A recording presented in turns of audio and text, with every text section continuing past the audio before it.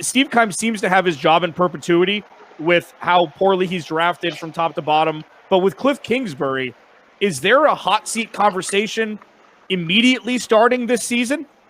Well, I would, in the NFL, a lot of times it feels like coaches are always on the hot seat, right? It's just kind of what it feels like. I would say this will be the third year. They got a quarterback that's really good. I think they got a good enough roster to be a playoff team. I don't know about hot seat, but it would probably be a good time to win. And I would say for everyone, you're always sort of a year away from someone making a decision on your future. So we'll see how it goes, but it does feel like a team that went all in. And when you do that, the expectations of having to win now also come. So I think it's safe to say this will be a team everyone's watching pretty closely. And what are you hearing as far as the timeline for a Kyler Murray extension? He's going into his third season. The opportunity to extend him, sign him to a massive deal. How do you think the Arizona Cardinals are going to approach it, and what are you hearing? Obviously it's something that's on the radar for them in the future, and what you want to do is be forced into a place where you have to extend your quarterback, right? That's what you want. You want to be like the Bills and Josh Allen. You want to be like the Ravens of Lamar Jackson, where you have a quarterback that's so good who's going to make so much money in the future that you just have to sign him now just to mitigate how much money you're going to pay. Like, that's everyone's goal. So if the Cardinals have to pay Kyler Murray a lot of money, then I think everything is good. Life is good, because that would mean they're in a situation that is, a situation that they want to be in. Just jump to it here.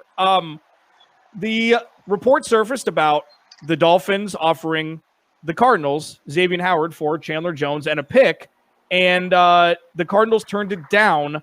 Were you privy to all of this? It seemingly came out of nowhere after all this speculation that may be a possibility when Chandler Jones didn't show up to camp on time.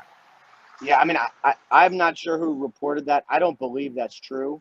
As far as I can tell, the Dolphins definitely did not inquire about trading for Chandler Jones, and I don't get the sense the Cardinals want to trade him at all either. So I'm not sure where that came from. I have not heard that at all. And honestly, if the Cardinals, I would never say never, but if the Cardinals traded Chandler Jones, I would be a little surprised based on where they are as an organization and the kind of respect they have for him. Ian, when we announced on Twitter that we were having you on the show, we said that you're going to talk about the Chandler Jones situation, and he didn't respond to the tweet, but he put this one out there. Ian Rapoport doesn't know blank about my situation. What is that true? Can you confirm or deny that you don't know anything about his situation? I don't know was it a response to your tweet? Do you know? I think he subtweeted us. Yeah, I think he subtweeted us. I know a little bit. I don't know if I don't know if he's angry at me or the world, or I have no idea. He shouldn't be angry at anyone. As far as I can tell, I haven't reported very much in his situation at all. So I don't know. I do know a little bit though, so I can say that he is wrong in that case. Earlier this week, it was Jordan Hicks, very candid about his situation with the Cardinals this offseason. And what's the latest on Jordan Hicks? Is the team still maybe shopping him? What's the plan for the veteran linebacker?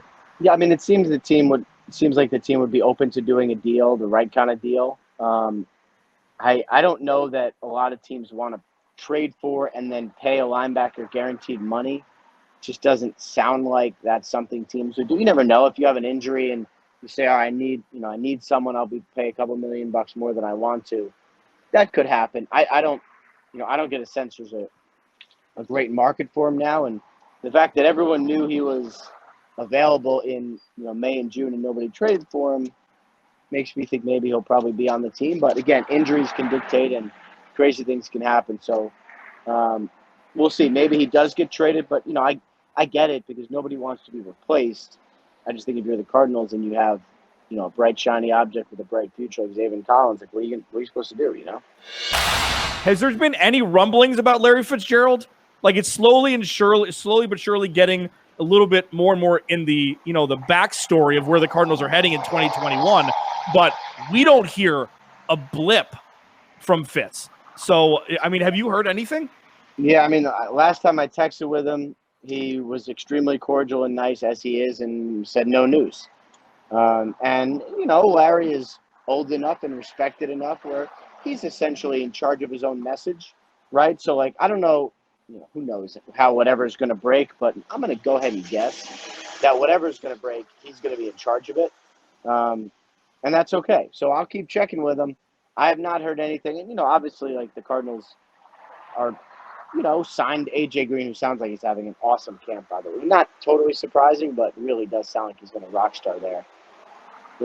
I assume there's room for a future Hall of Famer somewhere. But, I don't know. Larry certainly can be in charge of his own message here as it relates to his future.